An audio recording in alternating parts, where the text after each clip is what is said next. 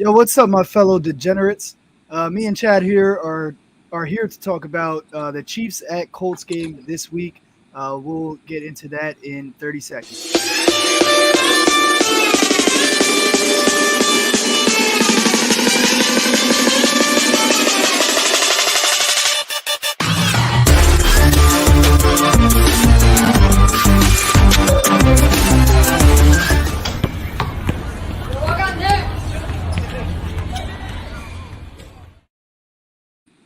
All right, don't mind Chad Eaton. He's trying to get us a sponsorship with where are you at? Raising Canes.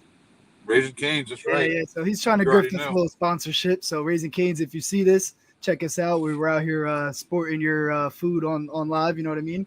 But the Best, reason we're best chicken in the planet. oh, I agree. I agree. I wish we had it up here, up north. When I was down south for a little bit, I was there every week. That stuff is amazing over there. But it's probably better that I don't have that up here. I'm not a huge fan of Chick-fil-A, so I stay away from that kind of food mostly because of that, because I don't have it. If I had it, I'd be there every week. Um, but let's get into it. So we have the Chiefs playing in Indianapolis, and they're only a 7-point favorite, only a touchdown for the Chiefs. Now the Colts, the Colts have gone 6 out of 8 quarters this season without points, Without literally scoring. donuts. And if we count overtime, 7 out of 9. So Right. and the Chiefs, they score. They're just putting up points on everybody. I don't understand this. It seems way too low. So you would think every average bettor is going into this and slamming the Chiefs, right? You would have to think so. -6.5. Why would you take the Colts? The Colts can't even score. They couldn't score against the Jaguars. What makes you think they're going to put up some points against the Chiefs? They could barely score against the Texans. They came back because the Texans gave them that game. But they had Davis Mills throwing the ball around on them and whatnot. And then Sunshine from Remember the Titans putting up a 24-0 shutout on them. I mean, I don't understand how you can possibly take the Colts plus 6.5, right? So you're going to go into this game and take the Chiefs by a touchdown, easy money. You think you have a locked in bet, right? Not so fast. We're here to warn you that we don't think that's the smart play here. Chad, what do you want? You want to add anything there? Yeah. So, well, I mean, yeah. So, like, we talked about this week one, that Monday night game with Denver and Seattle. Kind of saw it coming exactly the way that it ended up playing out. That you were being suckered into taking that Denver bet and betting hard on that road favorite to cover what seemed like a modest spread, right? And I came out and I warned you guys. It's like, look, this spread is too big. They're suckering you in. They're trying to get you to just take the favorite. And then last week, or this past weekend, a couple of days ago, we talked about, and you had the breakdown with wasted talent on Sunday morning about the opposite happening with Seattle going on the road to play San Francisco, and that number seemed way too high. And it seemed like a really easy bet to say, no, look, I just saw Seattle on Monday night. They played great. San Francisco lost to Chicago. What the hell? Like, how are they favored by 10 points, 8.5, whatever it was? I think it was 8.5.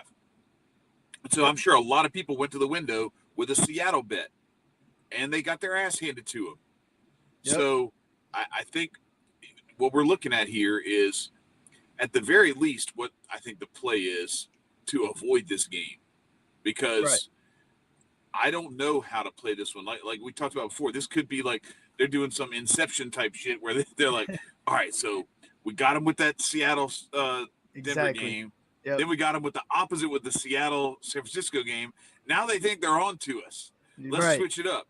So I don't So know. Like, Kansas City could come out and throttle them, but I could also see this being some ugly 17-13 game where some weird shit happens and it shouldn't even be close. And somehow Indianapolis is up 13-0 in the first half, and they give up 17 straight points in the second half, and exactly. still cover the spread, but still lose like they should. So what you kind of got right to the point of why we're here today, right? This is a warning. We're warning you that this line looks beautiful for the Chiefs, and it very well might hit. The Chiefs might come in and steamroll them and blow them out, right? But there's no value in taking that bet, especially Nope. when I mean, it's that low. it looks like it could be a setup. And Big Mike Rader's in the chat. Shout out Big Mike Rader. Appreciate you tuning in all the time. He goes, "Is this one a trap?" Off rip. It's a Colts home opener. It is the Colts home opener in Indianapolis. So that's something to consider. Now, here's the thing. We were like, all right, this looks like another setup. Last night, I texted Chad. I was like, I think we have another setup here. 7 points for the Chiefs. It makes no sense. But can we even trust Matt Ryan and the Colts? Can we take plus 6.5? No. It'd be stupid to come up here and try to tell you that the Colts are a lock because it looks like a setup. So we're thinking maybe the setup is the setup this time, which is what Chad's saying that. So what we're basically saying is don't take either side on this game. I would stay away. That's why, we titled it, if you're betting this game, not so fast. You might want to think about it. Right. Because you don't want to take the Colts plus 6.5 against the Chiefs ever. I mean, especially this season, what we've seen from the Colts so far. And the Chiefs look like they have not regressed one bit without Tyreek Hill. They've kind of plugged some pieces and they're still making plays and everything. But like Chad said, maybe the Colts get out to like a 13-point lead and then they still lose and cover. So because that's a possibility, we can use a little John Ryan strategy here and not play the game before the game starts. Maybe wait for the Colts to maybe take a lead, and then you can slam the Chiefs to maybe come back and win, or you'll get a better value for that at least. So that's pretty much what we wanted to warn is just don't look at this and say, oh, the Chiefs are going to win by 21 easy. Let's take this right now. You might lose on that. I mean, but I'm not saying take the Colts either. I would not advise you to take the Colts after how they've looked the last 2 weeks. No, I think that's a good point that you make about looking at this as a great in-game opportunity. I don't like this game pre-flop at all. Right. But I could see a path to, having a decent chance with your money if you wait and see how this game starts off. And then if it's close, you're probably going to get a tighter spread that you can play the Chiefs if you want to. Or I would even say if somehow the Chiefs get out to like a big lead, you might get an 11.5, 12, 14, something like Colts. that spread on the Colts, where then you could sprinkle a little bit. But I would tread with caution. This kind of feels like Marcus told a story about these assassins or whatever, where this guy goes to meet this big, overlord, this warlord king or whatever, and he's got his advisors and stuff with him, and he's got like this whole entourage, and they go and meet privately. He's like, we're going to meet privately. He's like, it's like just me and you. And the guy's like, no. I got to bring, some of my people with me. And he's like, all right, I'll tell you what, you can only bring your 2 trusted advisors. And it'll just be me, you, and your 2 trusted advisors if you don't trust me. So they pull up and he's like, all right, so here's the deal. And the guy goes, no. The guy who's by himself says, no. Here's the deal.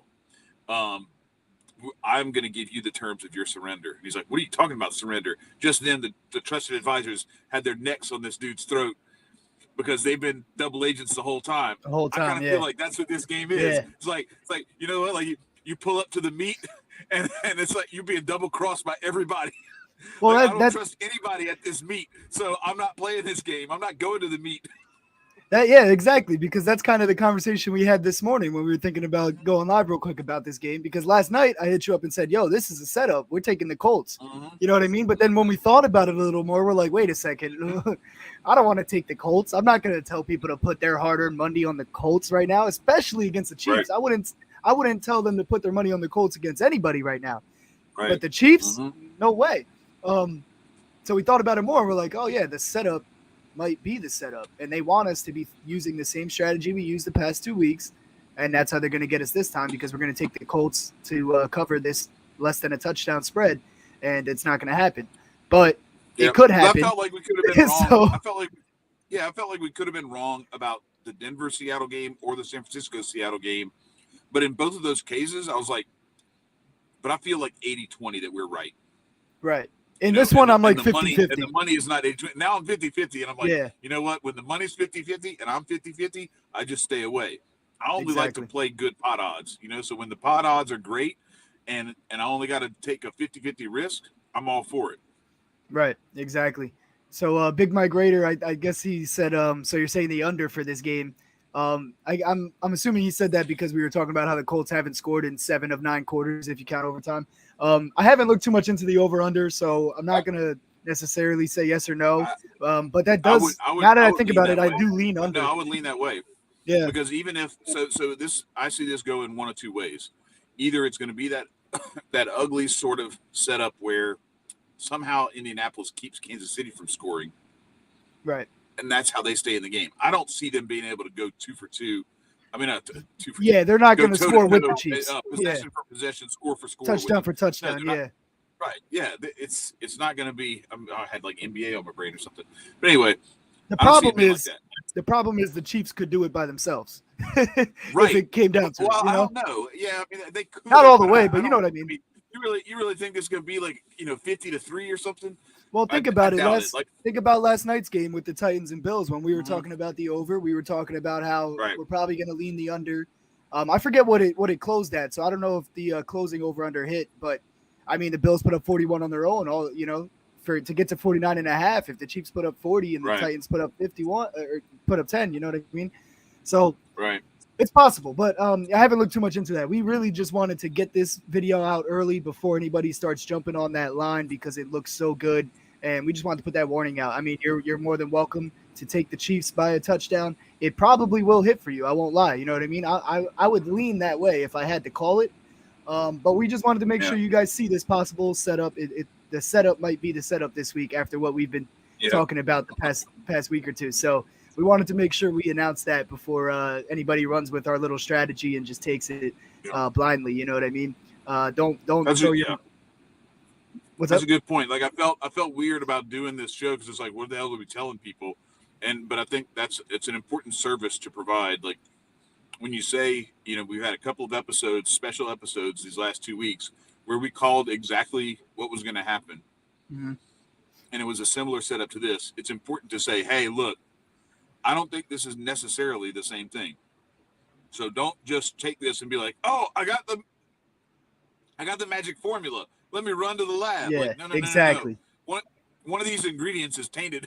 Like proceed with caution on this one. That's right. Yep. So, if you were thinking about taking the Chiefs -6.5 without thinking about it at all, we're just asking that you think about it a little more. You might still come to that conclusion, but just make sure all things are considered first. There is a chance that the line is set this low because the book wants to get a lot of money in on the Chiefs because there's no other reason it should be this low. But maybe that is the setup. If we go against that play and we take the Colts and then they get steamrolled. So we just wanted to make sure everybody was aware.